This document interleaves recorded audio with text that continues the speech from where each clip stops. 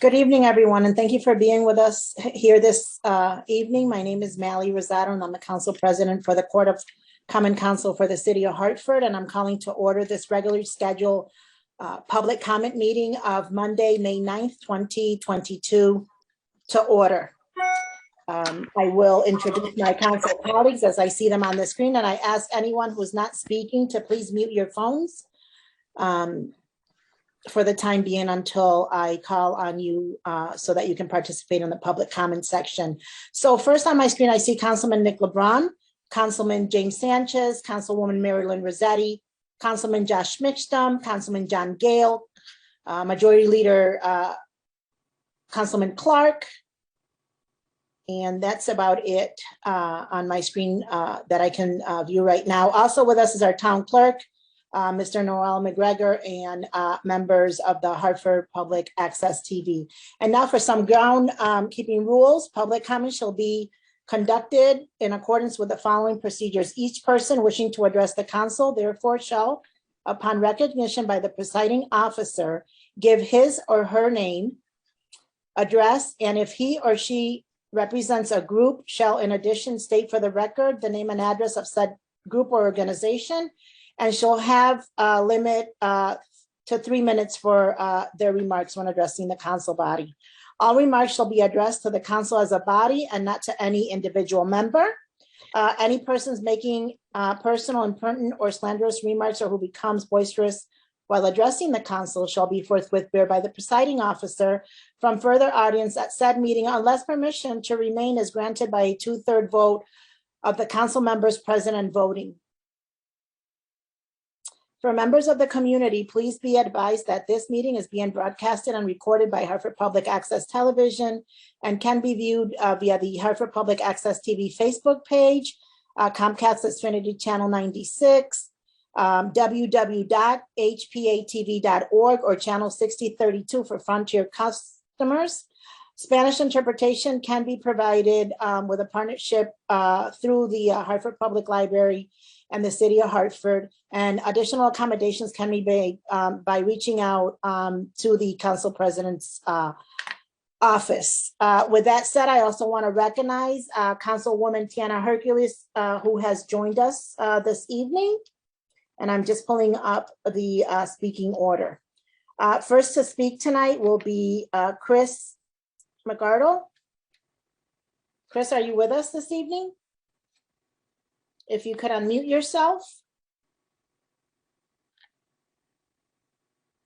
And I do not see him on the screen. Maybe he's just running a little bit late. The next person to speak is Ahmed El Sabal. Did I say that correct? Hi, I'm Ahmed El Sabal. I'm a student at UConn Hartford, and I'll be commenting in regards the 85th resolution. So, just on behalf of the UConn Hartford Muslim Student Association and Trinity College and University of Hartford Muslim Student Association, I'd like to thank you guys for considering this resolution. I just want to let you guys know that it means a lot to our community, to wish us, a happy Eid, that we can't express our gratitude enough. But we'd also like to see, the city of Hartford to build on this and work towards granting, Muslim employees and students accommodations so that we can properly celebrate this holiday as a community. And we should see this result, improve the dialogue and cooperation between the Muslim community and the city of Hartford. And we hope that other cities and towns in Connecticut will follow Hartford's lead in acknowledging their Muslim residents. Thank you.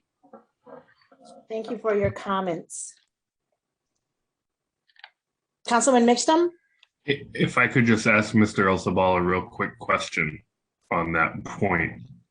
I just wonder, what do you see as the most pressing accommodations for Muslim students at UConn Hartford or anywhere that we should be looking toward addressing? For us, it's mostly the fact that we have holidays that we celebrate, but we're unable to celebrate them properly, with our friends and family because of, our obligations to things like school and work. And, a lot of our other friends of other faiths, they have the day off for their holidays that is granted by school or work, and they have these certain accommodations to celebrate with their friends and families that, it's something that we don't really enjoy, in this community. And it's something that we hope to achieve, because we feel that, having only 2 holidays in a year, that, it's within our, religious right to have the day off to reasonable accommodations, of course. Thank you. All right, I'm gonna look into that. I think we all will. Thank you. Next to speak is Christopher Dukes. Thank you, Madam President. Good evening, Council. My name is Christopher Dukes. My address is 65 Monroe Street in Hartford. I last spoke before you on December 14th of 2020, and I just wanted to give you an update what's gone on since then. A little over a month after I made public the concerns I had regarding the police department here, on January 18th of 2021, just after I pulled in my driveway, an unknown driver blocked my driveway and then fired 3 bullets into my car while my dog and I were inside. No detective came to my house for 2 weeks after that shooting. The case number is 21-1650. Despite providing surveillance video of the shooting and the car was identified as a rental car, there have been no updates provided to me, the victim in this matter, from anyone in HPD. And again, the last update I believe I had was February of 2021.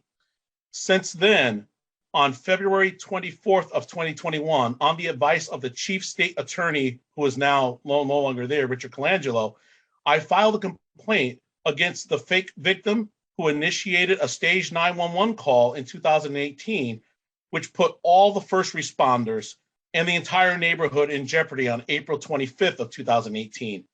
Again, it would be almost 2 months before major crime sent anyone to my house to investigate this matter. The case number 21-5566.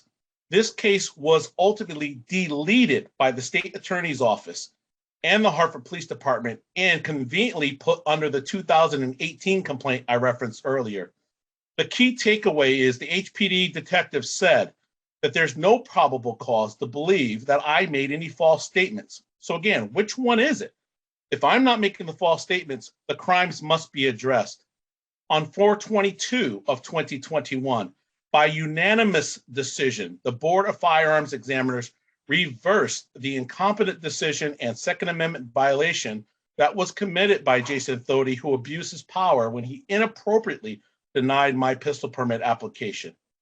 On 5/21 of 2021, the case I referenced, case 21-5566, the state attorney protecting those accused in there destroyed critical evidence while the internal affairs investigation was going on. Lastly, the internal affairs complaint that I informed you about in December 14th of 2020, it was filed September 1st of 2021, over 615 days ago, and that case has yet to be heard by the Civilian Police Board. So I conclude with, I really need this council to take these matters seriously, and please do not be dismissive of anything that I've said, as I am an honest man who is delivering truthful accounts of my experiences as a constituent.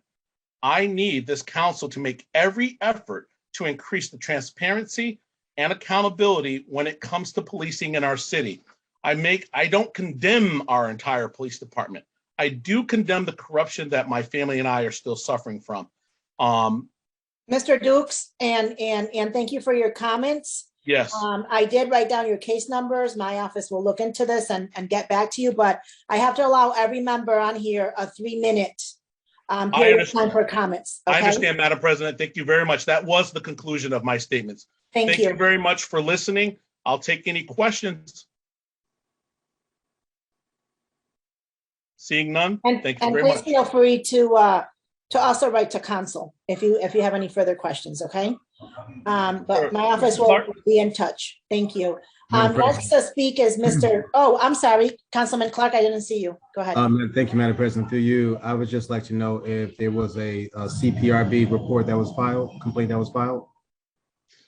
Yes, sir. So the the Civilian Police Review Board, the investigator completed her case sometime in January of 2021.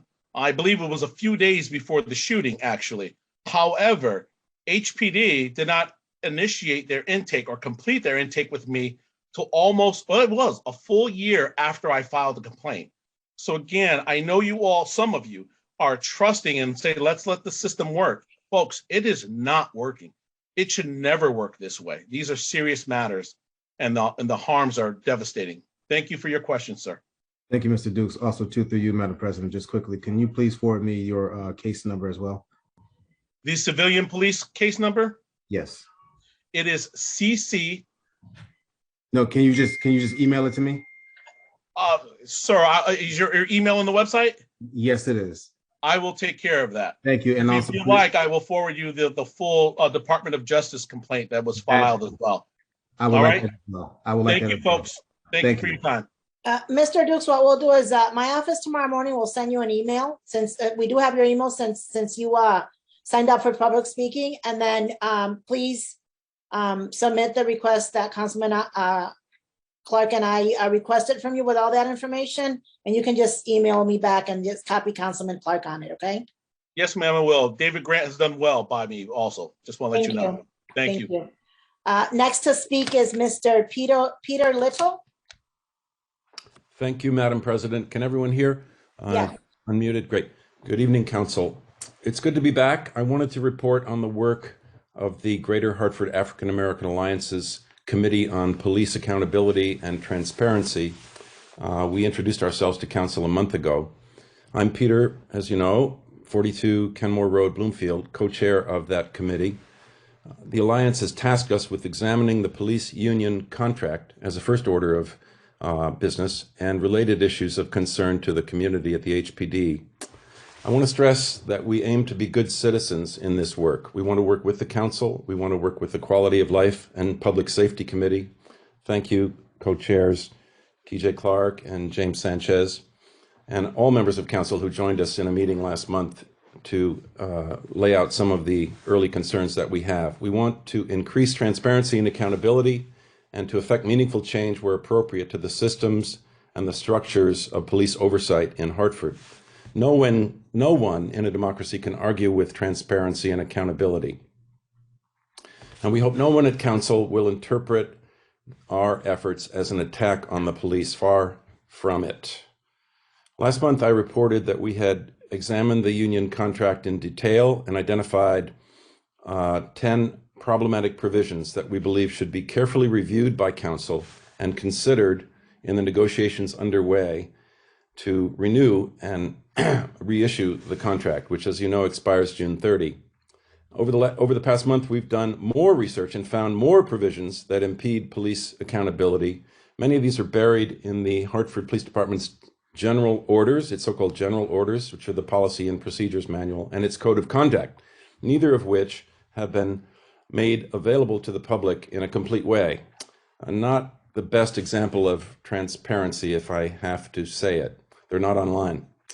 The details are kind of complex, and we don't want to even attempt to convey them in just 3 minutes. So we've decided to present them to the council and to the public in the form of a monthly HPD transparency and accountability scorecard.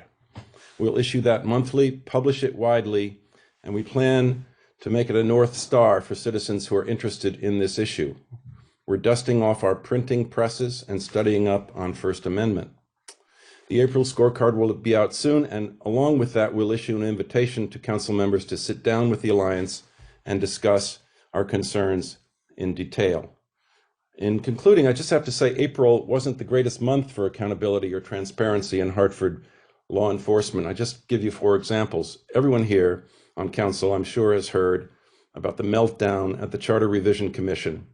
under which 6 of 14 commissioners walked out over the April 21 vote over police reform. A vote, I might add, that may well be illegal. On April 27, Hartford Police Department Lieutenant. Mr. Little? Yes. Mr. Little, I apologize for interrupting you, but we do have other speakers. Your time is up. Out of time. I would ask that your future comments, you could email them to City Council, please. Well, I will do that. And as I said, we're going to issue a scorecard. Let me just stress in concluding that we do want to work with you. Absolutely. Absolutely. And I was part of that. I was part of that meeting also. And Councilman Sanchez has a question for you. Indeed. Oh, yes, sir. So I'm just curious. So the Greater Hartford, right? Greater Hartford's region, right? Yes. And you coming from Bloomfield and you're on the Greater Hartford as a co-chair. Is this more concentrated on the Hartford Police Department, or is this generalized with all the police department in the region? Our work so far, Councilman Sanchez, is focused on the Hartford Police Department. It's the largest in the state, as everyone knows, and the most important. So I just happen to live in Bloomfield, probably along with other members of this group, and pay my taxes, and I'm part of the Greater Hartford region. So hence my personal interest in this. Yeah. Okay, so it would be great if all the other police department would be included into this package, being that it is the Greater Hartford region. Thank you. Thank you. Appreciate it. Are there any other questions for Mr. Little? There being none. Thank you, Mr. Little. Next to speak is Safiya Chowdhury. I don't believe I see her on the screen, but at the end we'll come back. Farhan Maman, is that how I pronounce your name? Yes. Good evening, council members. My name is Farhan Maman.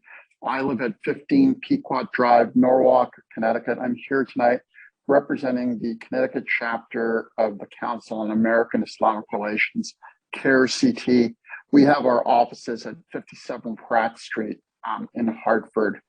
And I'm here this evening to thank you for considering the resolution recognizing and celebrating Eid al-Fitr as a holiday. Having a resolution like the one that you're considering this evening is an important step in recognizing the contributions that American Muslims have made to Hartford, to the state of Connecticut, and to the United States. Now, this isn't a recent phenomenon. Muslims have been in the United States since even before it was a country. More than 40% of Africans who were enslaved were Muslim, and recognizing and honoring the celebration of Eid al-Fitr is recognizing and honoring the contributions of those individuals whose forced labor built the city of Hartford. Today, as we all know, Hartford is a vibrant city, which is home to the descendants of those original American Muslims, and also to Muslims from all around the world. And having Eid al-Fitr recognized by the city of Hartford today sends the message to Muslims in Hartford and around the state that you belong and that you're one of us. Now, this is especially meaningful because, as I mentioned, Hartford is our state's capital, and your message will be looked upon by representatives of all the other cities and towns in Hartford. Now, I understand this resolution doesn't carry the force of law. It doesn't establish any particular holiday, but it does lay the foundation for greater participation by Muslims in the life of the city of Hartford. And, a city that recognizes Muslims, I think, is a city where people will want to live, work, raise their children, and contribute to civic life. So on behalf of CARE Connecticut, I want to congratulate you in taking this step, and I look forward to a successful passage of this resolution this evening. Thank you so much. Thank you for your comments. Next to speak is Hassan Awad. Thank you, Council. Thank you, Council members, and for considering this resolution. My name is Hassan Awad. I'm Director of Operations for CARE Connecticut. My address is 22 Bay Pathway in Branford, Connecticut. It means a lot to the Muslim community to recognize and acknowledge their Eid. I have been personally and CARE been reached out by multiple Muslim organizations in the greater Hartford area, and I have been in contact with them for a while regarding this, and they all thank you for considering this. They all are willing to work with you regarding this and other steps in Hartford. They are asking us also to cooperate and give you whatever help that you need to recognize the Eid. We all believe that inclusion and diversity is one of the most important issues that all of us hope for. Yet the Muslim community is not recognized as it should be, just like other communities. And we will continue to promote diversity and inclusion and civil rights, and we hope to work together. Thank you again. Thank you. Next to speak, but I don't see them on the screen, is Muad Harizi. Are you on the screen? So that concludes the list of speakers for this evening. Is there anyone that I have not called that wishes to address this council body that's on the screen?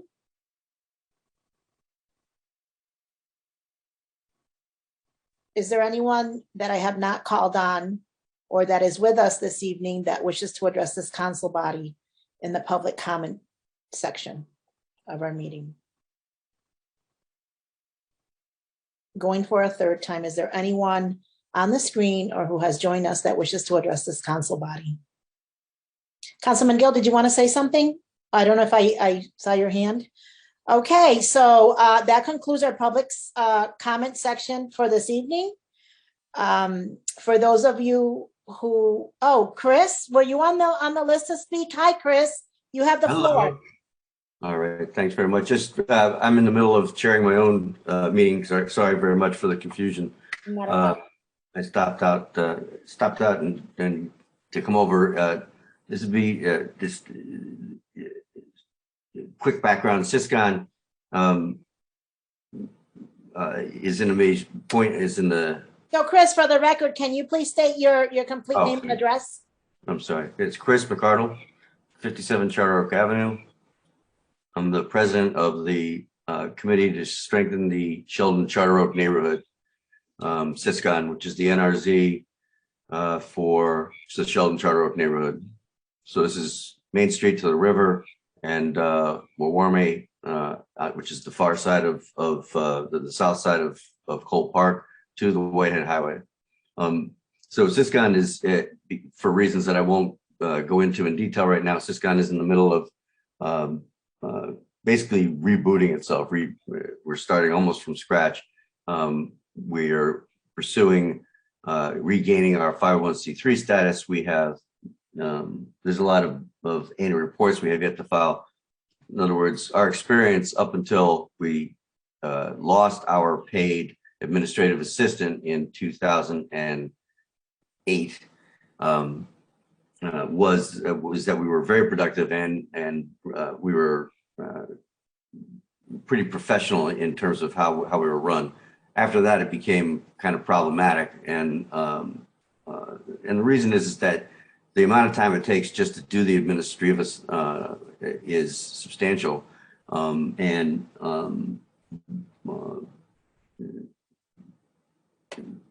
because that the amount of that time it takes me mostly to do all of that stuff, we have very little time to devote to the longer term, more strategic type of stuff.